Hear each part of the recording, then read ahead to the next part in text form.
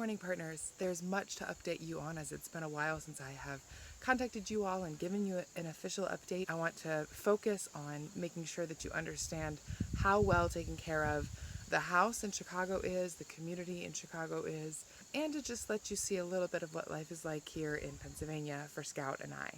Something interesting that I have observed as I've reflected on the last 9 months of the year is that this has really become a year of cooking for me, and the meals that I was able to provide for our neighbors and how critical that skill was to put into place so consistently for our neighbors, and then to come to Pennsylvania and have a very similar opportunity to cook every day for my mama and my dad. In addition to lots of cooking and cleaning, Scout and I have made sure that we go on adventures almost every day, and that has been really helpful to help keep my mind and my heart and my spirit calm and centered and just in tune with the big picture of what God's doing in my life and in the world. Here in central Pennsylvania, there's no shortage for opportunities for adventure and just getting away and enjoying the great outdoors. As you can see, my parents live in a very beautiful place. This is their backyard, and so Scout is out here most days. And we've had the opportunity to borrow a kayak and go on adventures at the local lake, and we have had opportunities to go hiking nearby. There's lots of trails.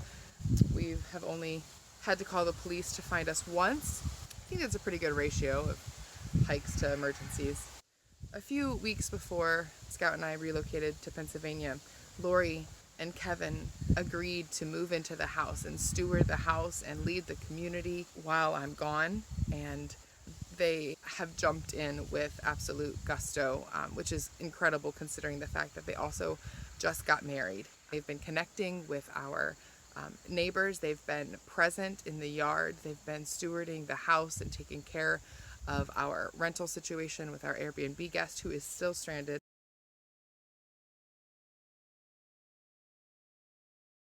Just recently, one of our nursing home residents and friends was released for a dentist appointment, probably the first time he's been out of that nursing home since March, and he came by the house and was able to see Lori and talk to Lori. The fact that there was somebody there to say hello and to connect with him in that one short brief moment of freedom that he's experienced in all of these months of being kept inside, to be able to have somebody at the house there and to make that connection and keep that relationship that he has with our home strong is so important. I'm going to let them tell you in their own words a little bit about what it's been like for them. The video that is about to happen was taken before they went and got married, so they've been back from their honeymoon for a couple weeks now, and have only had more and more incredible opportunities to love on our neighbors and just deal with things at the house that need to be dealt with by somebody who's there. As you watch what Lori and Kevin have to say and report, I just ask that you include them in your prayers and your thoughts as they take this on at the beginning of their marriage, and as the work that they have agreed to be doing can be very taxing and emotionally difficult. Right now, we are looking for one of our community members who has not been seen for weeks. He's a very core and central part of our family, and just that work of trying to track him down it's not only time consuming, but it is emotionally exhausting.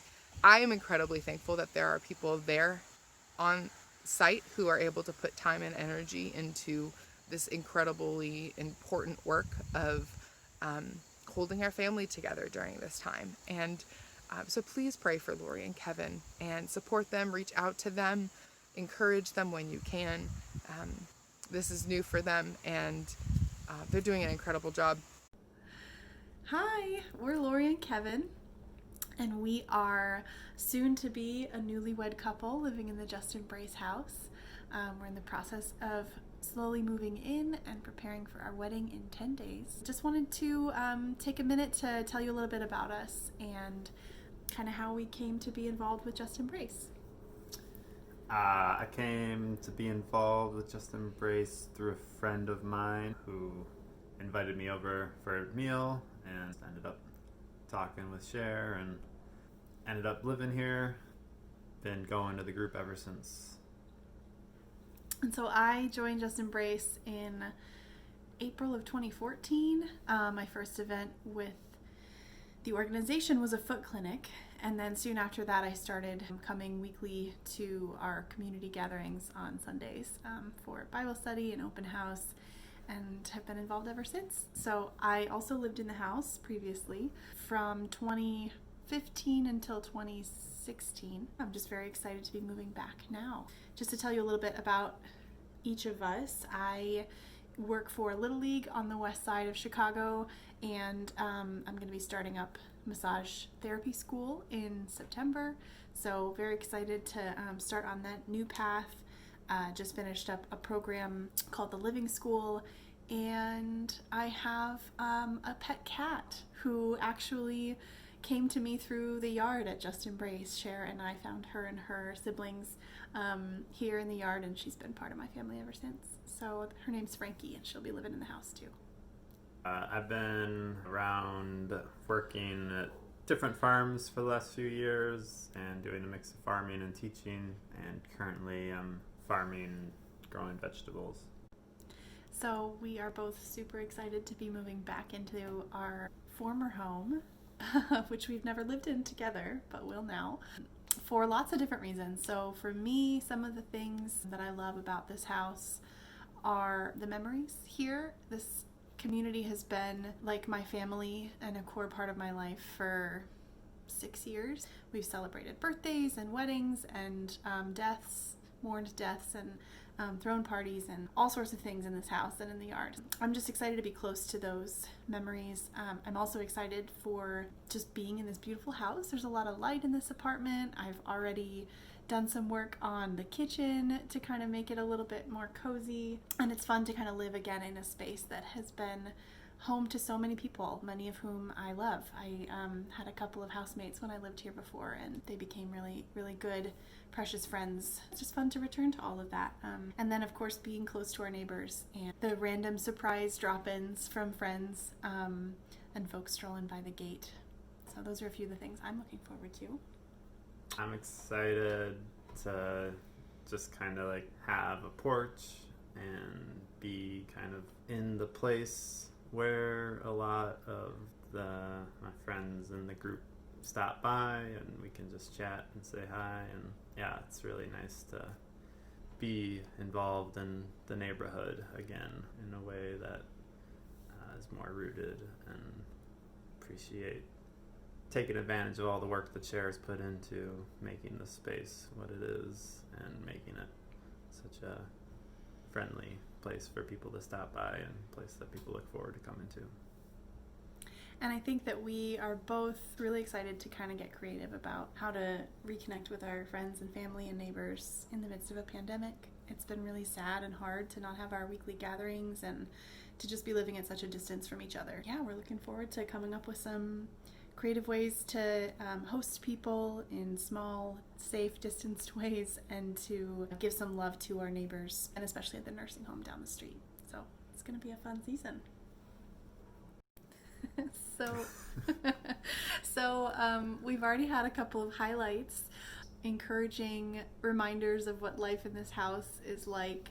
Over the course of the last week, we've had a couple of run-ins with dear friends that we're excited to share with you. So I was driving down the alley. I was headed somewhere and passing by the smoking area of the nursing home where a lot of our friends and family live, and I was just praying that Miss Joyce would be out there, and was quite sure she wouldn't be. Miss Joyce is one of our just dearly beloveds. She is a beautiful, kind, silly, wise woman who pulls my hair every time she shows up at the house each week, and we just haven't gotten to see her for months, and miss her so much. And so I drove by, and before I even realized it, we locked eyes, and she was sitting out there all by herself on a bench and looked at me from through the gate and said, "You won't believe it, but I was just thinking about you," and came over, and we just got to chat and reconnect, and she congratulated us, and it just made me so excited to be back in the neighborhood, to be so close by to our neighbors and friends at the nursing home. Yeah, today I was sitting on the front porch. Somebody rolled up in a scooter and peered through the gate. and it's Daryl. And it's really good to see him and talk to him. In the midst of the whole pandemic, it feels extra special to see old friends and people in the community that we just really love and appreciate stopping by and chatting. And we're so excited to be able to have that front porch because we were able to bring Daryl up and sit and chat for a while. So we're looking forward to doing a lot more of that with the many people that we know and love in this neighborhood. I think that's all. Yeah. Keeping you updated on what the kind of plan is for the foreseeable future. My mom has 2 more chemo treatments this month, the month of September, and then the doctors will reassess her situation and decide whether she's able to have surgery or whether she needs more chemo or radiation. It is my hope to return to Chicago sometime in October to change my wardrobe, to switch out my summer clothes for my winter clothes, and make some connections there in Chicago, stay there for a couple of weeks, and just stay reconnected with our community and our family there, and then come back here to face whatever it is that's next for our family. All of that is subject to change. Who knows, obviously, what's going to happen and what the situation will be. I also just want to thank you all for your sustaining generosity and encouragement. I've received several emails and messages from you all during this crazy time, and I just want to share like how incredibly grateful and amazed I am for the provision during this season. If I had not been able to quit my job at Starbucks in such a way that had so much provision built into it, I wouldn't be able to be here in Pennsylvania with my family. And if I had not been able to release the house to Lori and Kevin, it would be very difficult to feel confident that I could stay here and continue to provide care for my family during this time. So those things all coming together, as much as all the things are bad, it really is the best case scenario for just this opportunity for me to be to my family what you all have enabled me to be to our neighborhood in Chicago. And for me, that's really important because that's the integrity that I want to live out in my life. I don't want to be one person to my community and a different person to my family. So thank you for enabling me to do that, for enabling me to be that and hold on to my vision and my role with Just Embrace. When I get back to Chicago, it's going to be so exciting to see what God has done in my absence and to see what the future holds, and the role that I will play in that, the role that you will play in that, and the role that our community will have developed and come together to create differently for the future. This is a crazy season, but I think it's an important, very important season that we will look back at this and see so much direction and pivoting happening for Just Embrace that's important and critical and sustaining for the future. A lot of things are in play. The future is in play for all of us in a lot of different ways. In this moment, it's so encouraging to be able to see how God has provided and continues to provide, and know that we can trust that and really look towards a future with hope and anticipation of so many more wonderful opportunities that God has for us to be present with each other during the highs and lows of life. I love you all. I thank you for your partnership. I thank you for your friendship. And contact me if you want to just chat and make a more personal connection. I'd love to have some connections while I'm out here in this beautiful, isolated country. Love you.